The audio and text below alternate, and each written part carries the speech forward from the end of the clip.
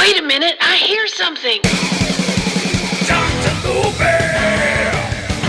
Dr. Movie! Movie reviews! Dr. Movie!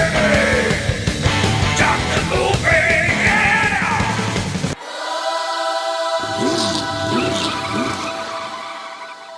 What's going on, everybody? Welcome back to another episode of Dr. Movie, and we are smack dab in the middle of Bat Crap Crazy Week.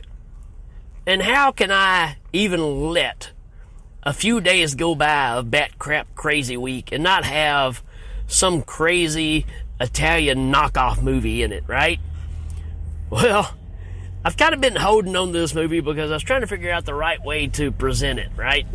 Now, there's a lot of ways you can go with this. You can do your troll twos. You can do Burial Ground, which I still want to get around to, but this kind of puts it in another frame of mind because those movies are, really known for being crappy and over the top, and they're loved for that reason. I'm trying to find the ones that are kind of left behind and, really kind of, I don't know, the people that know about the movies really have a fondness for them, even if they should or not. I guess that's the best way to put it.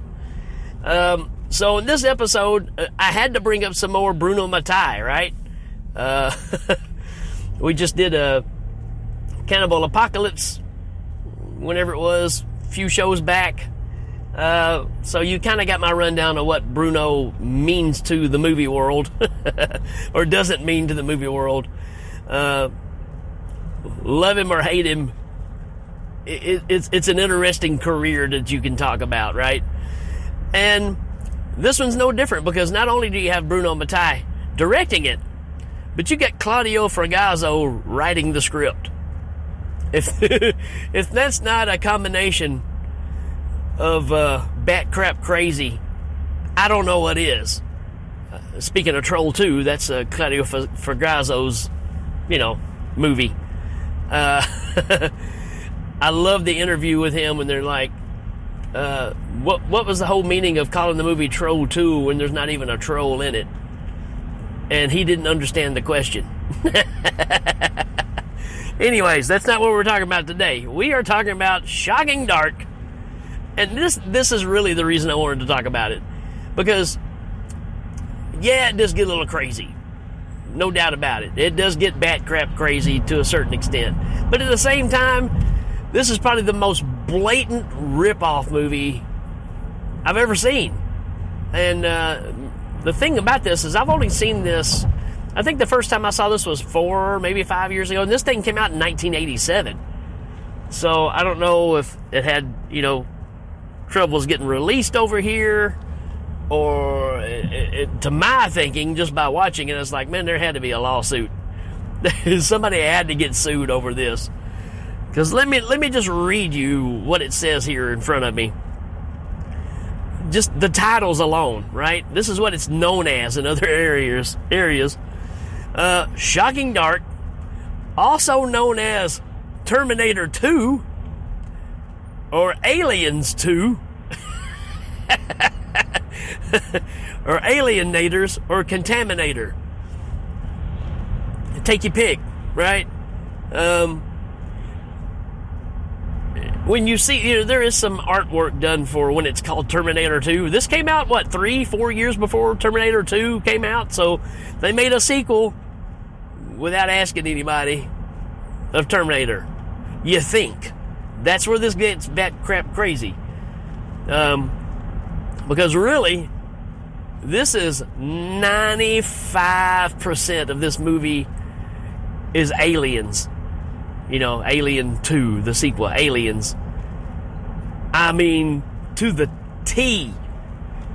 I mean, I can't believe there had to be a lawsuit over this. I haven't dug deep enough. There had to be, because it is just blatant. I mean, they even dress up the main character like Sigourney Weaver. And we'll get into this as we go along. But as far as a cast, there's really nothing for me to tell you. Let's see. We can, I need to do a synopsis, don't I? Let's do that first. Like you need it. I just told you what the movie is. It's a aliens ripoff, but it's like Terminator 2. There you go. Are you seeing why I brought this one up? It's just that crazy. Here's your synopsis, yo. It says a team of soldiers and civilians are sent to Venice to investigate the mysterious death of scientists who are trying to clean polluted waters.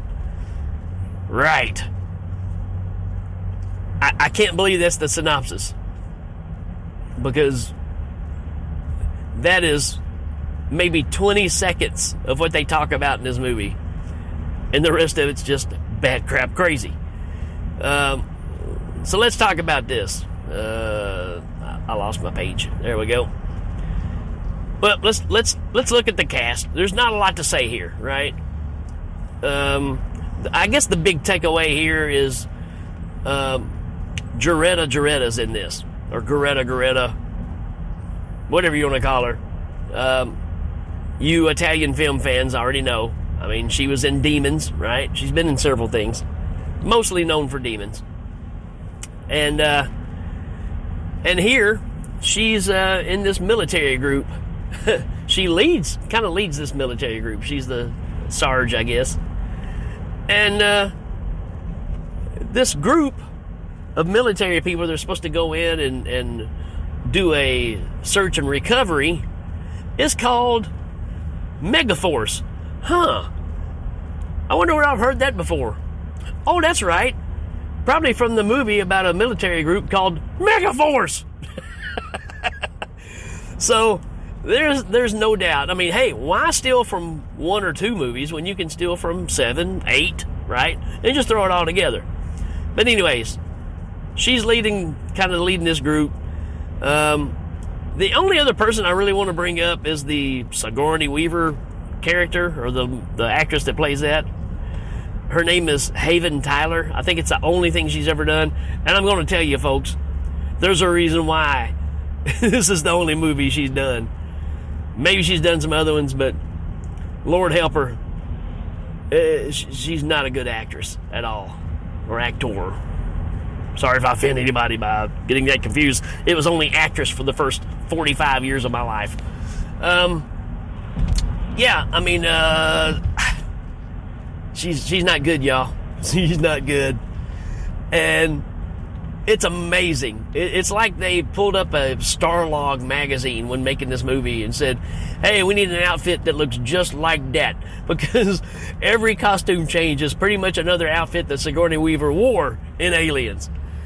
It's amazing how much they just ripped this movie off. The only thing that's really different is this is supposed to be set in a little more far in the future. Well, I guess Aliens is too. We don't know. It's in space. This one's not in space. It's on Earth. That's, I guess, the big difference. I don't know. But, ironically, your military group here are all dressed like the movie Megaforce. I mean, they got these big padded shoulders, V-neck cuts. It really looks like almost kind of Power Ranger-ish.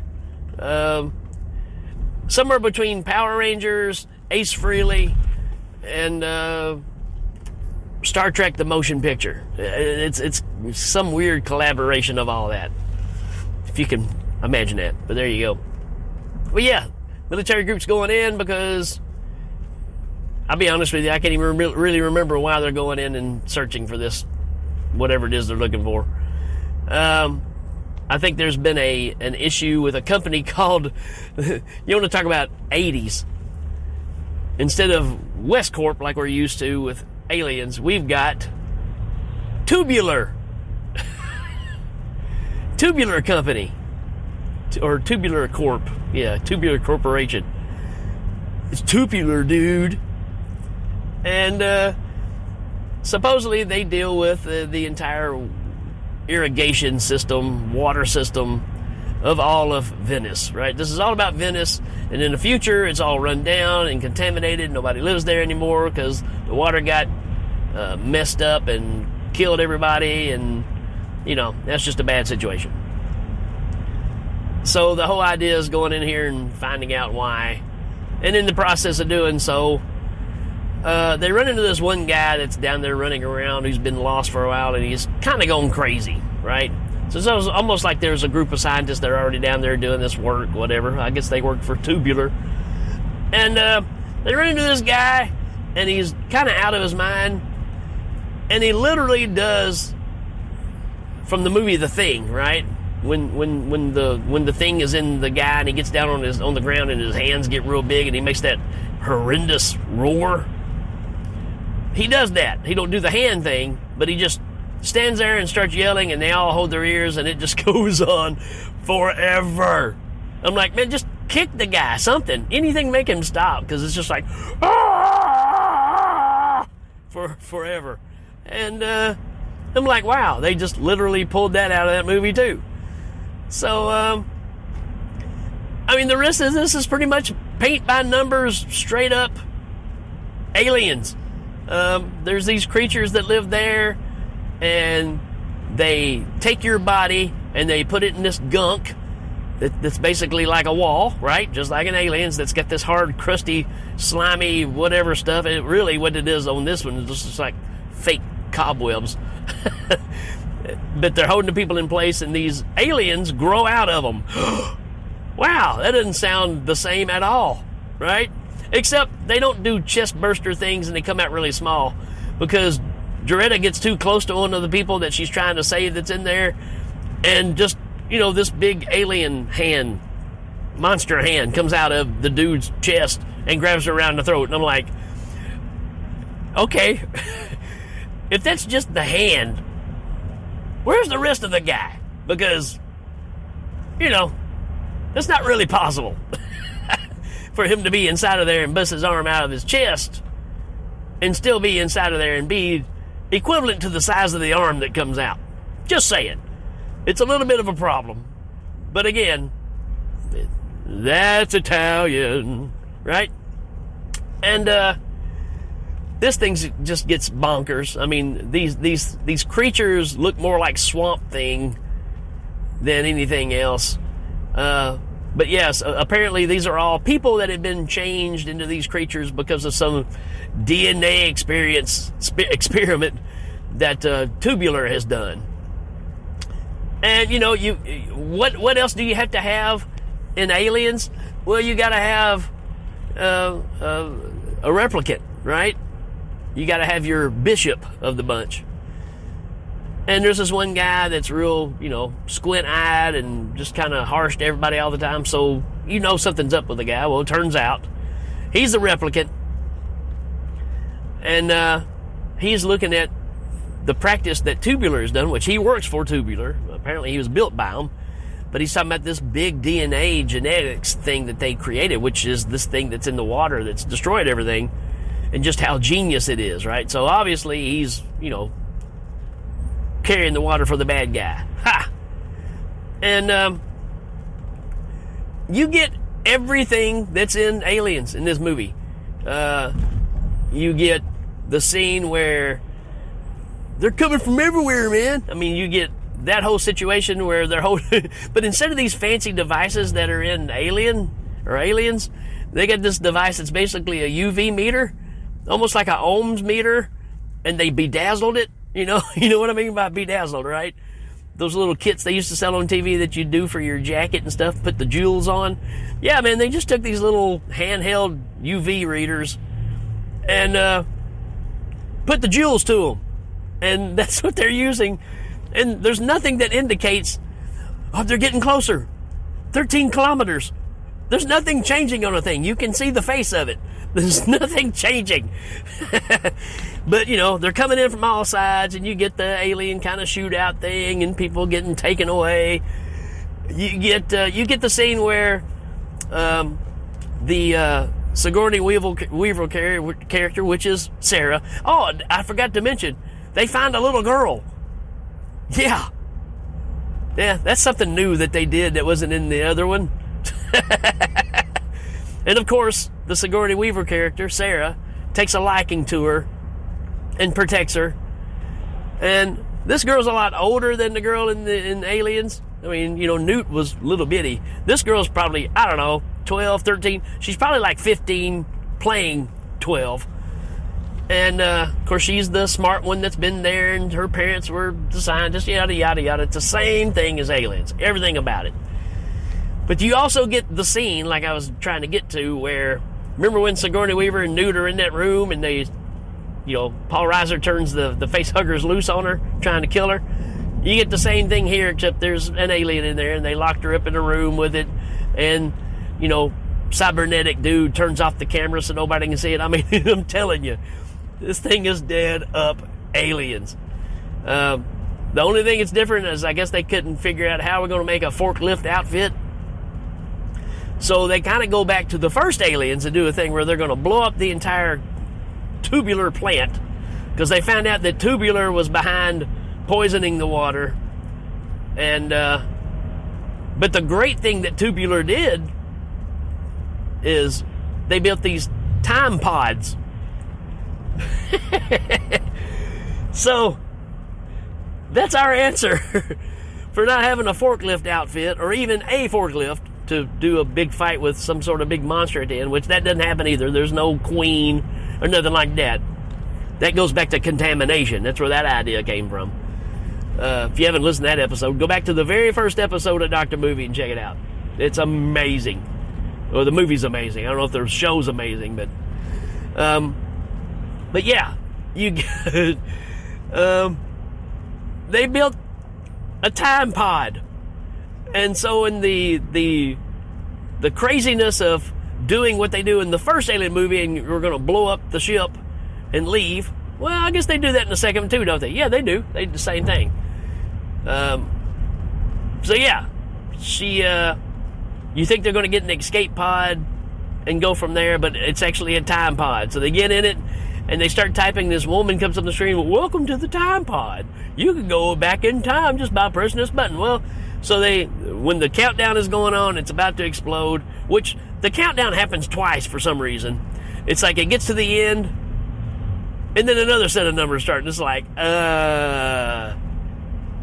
did we not think this one out? I don't know. But anyways, they get in the time pod, hit some buttons, and they come back to, I guess, modern time, 1989 Venice, where everything's good, people are everywhere, and they wake up and they're in the middle of the street, and there's a little boy playing a remote control car, and they're freaking out because there's all these people dressed kind of like normal or old style to them, I imagine. And then all of a sudden this big foot comes down and crushes the car, right? And it's the Terminator dude. It's the Bishop guy. Which I forgot to mention, you get your typical, he's trying to save the monsters and the DNA and all that stuff, and so you got the confrontations. I'm indestructible, and they're beating him and knocking him off towers and trying to kill him. But apparently he shows up in the past, and he's like, "There's two time pods." And the fact that your same time pod is going to go back to the exact same time that the other time pod is set for, how does he know where they were going in time, right? Just saying. That's kind of how bat crap crazy this movie is. There's some major issues with this. And you've got both stories you're ripping from have enough information there, right? So from there on, it's the Terminator. He's walking around the street. They knock off half his face, and he looks just like a Terminator underneath. He chases her down an alley, and he's like, "This is the end for you." And she goes, "That's what you think." And she pulls out the bedazzled UV reader, hits some sort of button on it, hands it to him, and he gets electrocuted. He disappears. I don't know. He's there. There's a lot of electricity. He's doing this kind of stuff. There's like an explosion, but there's not parts laying around. He just disappeared. Maybe it took him back to time. I don't know. There's no real explanation. And then after that, our Sigourney Weaver character, I don't know why I keep saying Sigourney Weaver, but Ripley character, Sarah and the little girl walk out, and they go, "We've got a lot of work to do. And and maybe we won't screw it up as bad this time," or something. I don't know. It's one of those, trying to make a statement here at the end kind of thing. And that's this movie. It's again probably the biggest rip-off movie I've ever seen. Literally scene by scene. They didn't even try to mix it up in the story. They just copied it and made the cheapest version they could of it, and then stuck Terminator on the end of it. Amazing. It's amazing. That's Bruno, and like we said, nobody talks about Bruno. So there you go, folks. Shocking Dark. I'm gonna give this. I'm gonna tell you, this movie is entertaining as all get out. Have you ever heard that before? All get out. It's kind of a southern thing. That's as crazy as all get out, right? But yeah, that's this movie. It's as entertaining as all get out. And can I recommend this one? I don't know. If you're checking out the other movies that I'm bringing up this week, then yeah, you got to check this one out. If you're a newbie and you haven't really tipped your toes into the Italian B knockoff movie world, then this will probably not be for you. But this movie is a heck of a lot of fun. I'm gonna actually give this, let's shoot down the middle, 3 out of 5, right? This is, it's almost a 4, folks, I'm telling you. As blatant as it is, I think just because it knows what it is and doesn't care is the reason I like it, right? So there you go, folks. Shocking Dark, 1980, what did I say, 7? I think that's right. Give it a chance, right? Give it a chance. It's on Tubi. You can check it out. Let me know what you think. Hey, if you've got other movies that you think are bat crap crazy and you want me to cover them, send them to me, because this is my wheelhouse. I like this kind of stuff. All right, folks, that's it for this one. We will check you later on. Dr. Lupe!